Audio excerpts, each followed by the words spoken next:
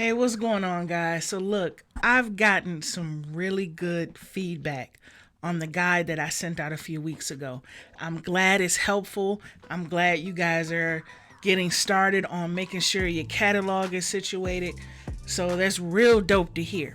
On the flip side, though, I've gotten a couple people saying that everything that I explained in the guide pretty much went over their heads. Now, here's the thing, I understand, I get it. If it went over your head too, that's perfectly okay. This is why I'm here to make sure you guys understand this information, because whether you understand it or not, these changes are going into effect. All right. And the big artists with the labels and the resources, they're straight. They have a team and companies looking after their stuff for them. But for us little folks, we got to make sure we're on top of our business. Just like the big artists, we have to do the same thing, but for ourselves. Okay. So it's very important that you guys understand. So with that being said, what I wanted to do was to put together a quick little video walking through these various music rights organizations, just to hopefully clear the mud a little bit, and then we can just pretty much go from there. I don't want this video to be too long, so I'm gonna go through this stuff very quickly. If you guys have any questions, you guys know how to reach me. So with that being said, let's go ahead and get started. The first thing I want to cover, though, and address is the reason why you have all of these companies. The reason being is that a song has two parts, okay, or two copyrights. It has the sound recording, and it also has a composition. When you think of composition, you want to think of the melody and the lyrics. Think of musical notes. The sound recording is just that. It's the MP3 or the wave. It's the actual song that we listen to and consume. So there's two copyrights, and various people can have ownership of that. So the composition typically is paid out in the form of mechanical royalties that go out to the songwriters, the composers, and the publishers. And songwriters and composers, that's pretty much the same. A producer, music producer, beat maker, they're a songwriter, okay?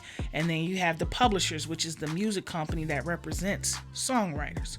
The sound recording pays out to performers or artists, the copyright owner, which is usually sometimes the label, or if you don't have a label, that copyright owner is you. So because the song has two parts, you have these various different royalties that get paid out to the people that contributed to that song. So it's so important as an indie artist that you register with all these companies, because you are all of these roles. All right, that's the issue, and that's the reason why there's the MLC, to help clear this mud and make it so where there's one company that's going to streamline these royalties. Because right now it's so fragmented and everything's so all over the place.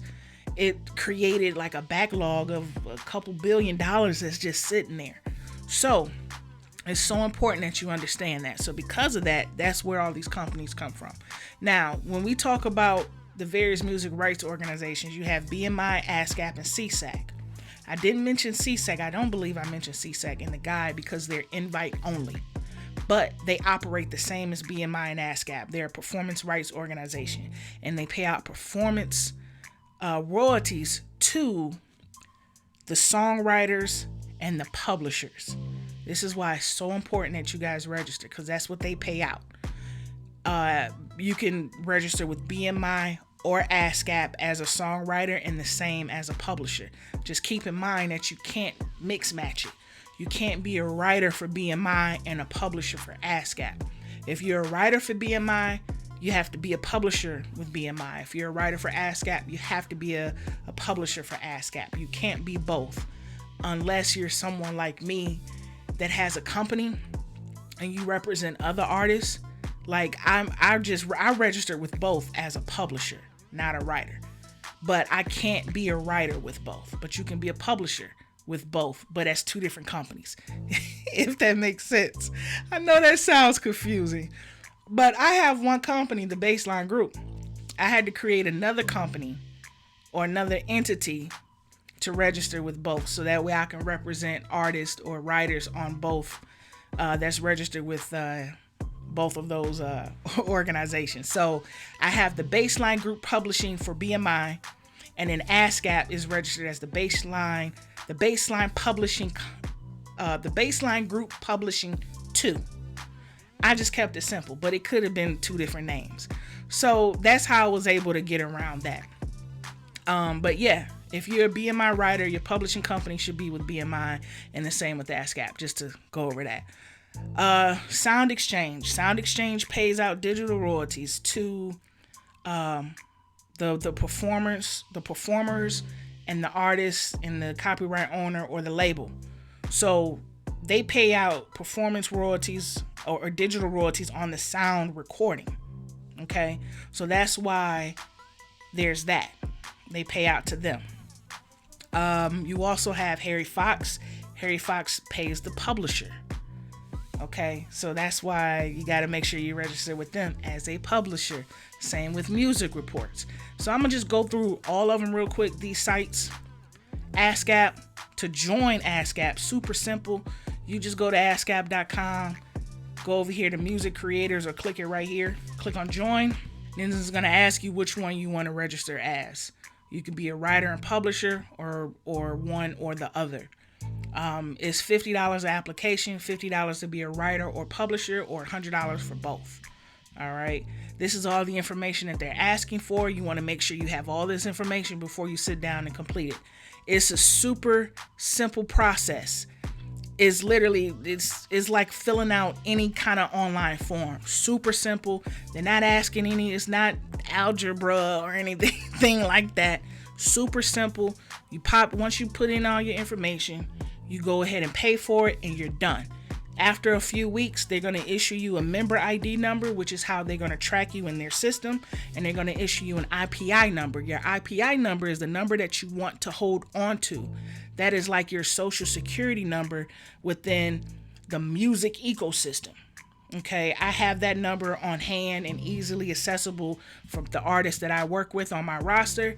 I also have that information for any collaborators that we may work with, so that way I can put that information on a split sheet, which is how they would get their royalties. So you definitely want to keep track of that number. They're going to issue you an IPI number. BMI, same process. You go to bmi.com. Let's see, click on creators, scroll down there, click join BMI right here, click it again right here, and then it's going to ask you if you want to join as a songwriter or a publisher. With them, they don't have a both option, so you would have to go through the process twice if you want to register with both. Here's the difference though. To register as a songwriter, it's free, which is why a lot of people are with BMI, because it's simply just free. Publisher, on the other hand, to register as a publisher is $150. Okay, so if you're registering as both, ASCAP is cheaper. So there's that difference. A lot of people ask me the difference between the two. There's no difference. They basically the same company, do the same thing. I just like ASCAP's user interface better. Their site is prettier and easy to navigate, whereas BMI seems like they're on an old platform from the 90s. But they do the same thing. Also, ASCAP has their ASCAP Expo. They have resources and videos and webinars and stuff. I don't see BMI doing that. But like I said, it's either or. It's totally up to you. All right, so that you definitely want to go through that. Make sure you have all your information. Make sure you have your company name for your publishing. For your publishing company, make sure all that's registered at the government level, whether it's an LLC or DBA. It could be either or, depending on what your accountant or the person that does your taxes, let them tell you which one you want to register, which would be best for your situation. Because one thing a lot of people don't say is that taxing as an LLC is totally different than doing a DBA. All right. They both are business entities. You can get all the perks as a business owner, as a DBA, but everybody, LLC, it's cool, but you make sure you know what that entails, because it's tax different. You also have different requirements that you gotta complete and fulfill every year. So make sure you advise an accountant or whoever does your taxes, and see See which one is best for your situation. But yeah, make sure you have all that info. You go in the system, and like I said, it's as simple as filling out a form. That's BMI. Sound Exchange. Remember, they pay out to the artist, performer, and the copyright owner, which could also be the label, and they're paying out digital royalties on the sound recording. So you go to soundexchange.com, click on register over here for artists and copyright owners. Register online. Also, Sound Exchange, there's no fee. You register for free on for Sound Exchange. Register online. There we go. One thing with them, click here to start. When you register, make sure you register as both if you're not represented by a label. You're the performer and the sound recording copyright owner. You are your own label. So you want to register as both. Save and continue. And then it's the same as Bmi and Ascap. It's going to walk you through on the information that they're asking for: address, social security number, your name, your government name, your artist name, how you like to be paid, direct deposit. They may ask for a copy of your ID. Just take a screenshot of it or a picture of it on your phone and crop it and submit that. They may ask for a voided check. If you don't have one, go to your bank. They give you free checks. Right? They can print them out there. At least Chase did for me. Temporary checks. Screenshot it, write void on it, and then take a picture of it. Write void on it, take a picture, upload that, just to confirm your banking information. And then that's pretty much it. Like I said, it's a simple form. You go through it and you're done. Sound Exchange won't give you an IPI number. You're only going to get the IPI number with the PRO, BMI or ASCAP. That's what you want to hold on to. But Sound Exchange is Sound Exchange. They'll find you. Harry Fox, they pay out mechanical royalties to the publisher. And remember, in the guide, I said that the MLC is going to use a database from the HFA in order to, get their database up and running. They're going to use that data to build their database, basically. So to register with Harry Fox, you go to harryfox.com, click on Get Paid. Okay, get paid. Scroll down, add your songs and collect royalties. Super simple. Register my songs, register songs for free, and get paid. Okay, register my song, and then it's asking all that information. Name of your publishing company. They're not asking for your name or your artist name. The name of your publishing company. We talked about that. If you have an account number, put that there. If you don't, leave it blank. Put in your name, your business title, address, hit next, and it's going to ask you for some other additional personal information. And it's super simple. Registering with Harry Fox, again, is free. That's another free one. So you're good there. So that's that. I mean, the biggest thing as I go through these is that the biggest thing is that it just takes time. All right. Once it's set up, you're done. You're good. You got to maintain it. Like, once you join, you don't want to walk away from it. You do have to maintain the database. So when you do record a song, you have to upload that information. So that way they'll know what song to collect royalties on, right? So you got to upload that information. You got to let them know that. That's something that I do for a lot of artists. So you got to let them know that information. Also, when you perform, you can get a royalty from your PRO because, again, they pay out performance rights performance royalties. So if you were to perform at a venue, you did a 5-song set, let's say all 5 songs are already, you put them in ASCAP, BMI, Sound Exchange, and all of them. They're already registered, right? You perform. Now you have to go into your PRO account, BMI or ASCAP, and let them know that you performed at this date, at this location, at this time. Here's the 5 songs. They're going to ask for a set list. You can literally just click the box because they're going to already have your songs or your catalog. You click the box to show, that you perform these songs, and that's it. Easy money. You'll get a check for that. And you're getting a check because just like a bar, they have to pay a fee to serve liquor, a liquor license. The same thing with a venue. They have to pay a fee to license music to be performed or played in their establishment, and the artists are entitled to some of that money. All right, so that's the little thing that you guys got to do.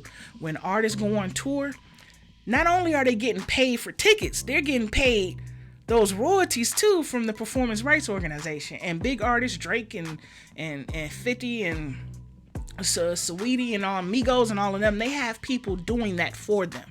They don't talk about it because they don't have to do it, but their label and their team do that for them. As indie artists, you guys got to do that for yourself or have someone on your team do it for you. So that's easy money that you're not doing anything for. Like, that's money that's just sitting there. So yeah, you definitely want to make sure that you're doing that. All right. And that's with ASCAP and BMI, your PRO. Make sure you join all of them. Make sure you register your work with all of them. And then when you perform, make sure you're reporting that performance with your PRO. Okay. Music reports is just like Harry Fox. They're the same company. The reason why this seems a bit redundant is because different businesses or organizations license music from different people. So Apple, Facebook, iHeart, they may use Harry Fox to license music, but Pandora, Spotify, and all of them may use music reports to license music. And yes, there's money out there. Like, not only are you getting that streaming money, right, for the plays that your distributor pay out, but you also get funds through these organizations that Spotify and all of them, they're not paying out. Let me take that back. The distributor, they're not paying it out because they're collecting and they're supposed to pay it out, but they're not paying it out. This is why we have the problem. This money is just sitting there. So when a song is streamed, not only do that artist and label get that money, right, the Spotify check or your DistroKid check, TuneCore check, you also can get funds through the mechanical royalty side as well. And that comes through the Harry Fox and Music Reports and them. Okay. There was also Louder, but they went out of business. And that's because a lot of companies use different licensing companies, just like cars. You have different automakers. They all do the same thing, but they license certain companies to get their parts for the car. Same thing. So that's why. So you got to make sure you cover all bases. Yeah. So that was a lot, right? So what I recommend you guys do is literally take a good hour to register with all these accounts. Make sure all your music is registered as well, and then you're good to go. Now, one thing I want to show you guys, I want to show you some options. Now, TuneCore, and there's other distributors. I'm just using TuneCore an example because they're easy.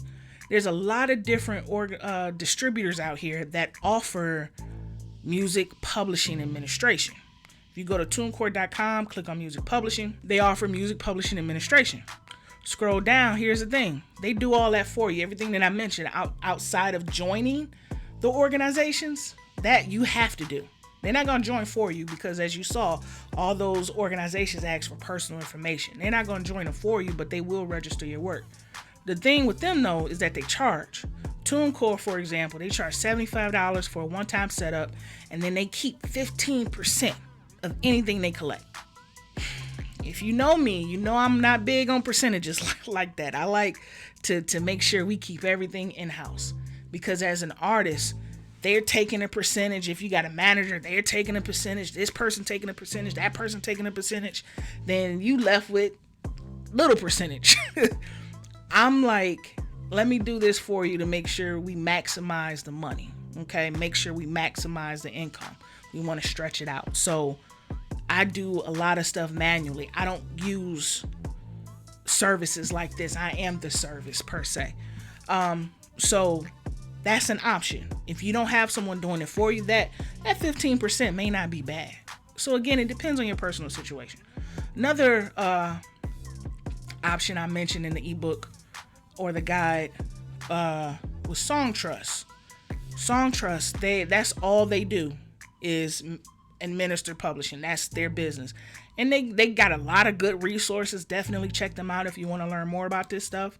But let's get straight to it. Nobody reading all that. We're going to go down, click on pricing. That's what I want to know. We're going to scroll down. Here's what they charge. $100 one-time registration fee. 15% commission. This is the cost of doing business. Okay? The cost of doing business. So yeah, that's what they charge. But again, it may not be bad for you. And I know a lot of artists that use Song Trust. It's worth it. It saves them time and the headache of having someone do it for them. That's cool. That's cool. That's why I wanted to make sure I included it to give you guys some options. Now, just to share what I use a platform called Tune Registry. I'm not logging into all those different accounts. I'm not doing that. And registering all that music individually, going into Bmi registering and going into Harry Fox registering a song. That's a lot. I would be like in the house all day doing that, right? And then given how often artists are putting out music, you guys put out a track almost every week. That's a lot of registering. So I use this platform called Tune Registry. You can be your own publisher. You pay a monthly fee. $15 a month flat. That's all you pay. $15 a month.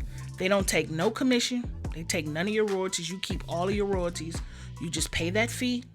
And what you do is all that information that they're asking for the song, the name of the song, the split, the percentages, the publisher, when you're releasing, all of that information they ask for when you register the song in your PRO. And all the other platforms and the other music rights organizations, they ask for it once. And then they take that information and send it out to all the music rights organizations. It saves a lot of time. Now, I will say, this is not, you know what? This is an endorsement. I used to work with them. I worked with them 6 months a couple years ago as their product marketing and education specialist. But I was in love with the platform even before I worked with them, and I still use it to this day. So definitely check that out, okay? But it saves me a lot of time and a lot of headaches. Now, what I will do after so long, I'll go in and to my Bmi and Ascap and all them just to see the songs are listed and make sure everything went through correctly. But yeah, that's what I use to save myself some time. Another thing that I wanted to share too is that a little tip. It's so important that you guys keep track of all this information. When you register these songs, they issue you numbers, okay? When you register your song with your PRO, they're going to issue you an ISWC number, ISWC. You want to keep that in the spreadsheet. You never know when you may need it. If you're registering with,